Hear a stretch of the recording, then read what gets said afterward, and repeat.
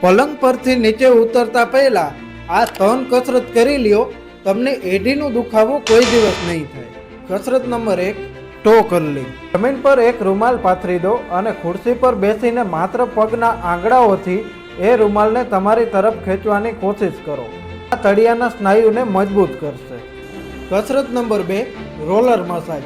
એના માટે પગના તળિયામાં વેલણ અથવા તો ટેનિસ બોલ રાખો અને એડીથી લઈને આંગળીઓ સુધી પગને એના પર ગોળ ગોળ ફેરવો.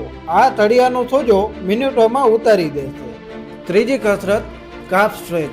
એના માટે જરૂર છે તમને એક ટોવેલની. પછી સીધા સૂઈ જાઓ.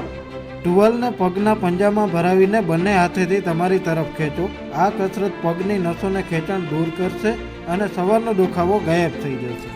તમને કયા પગમાં દુખાવો છે, ડાબા પગમાં કે જમણા પગમાં, કમેન્ટમાં અવશ્ય જણાવજો અને અમારા પેજને અત્યારે જ ફોલો કરજો.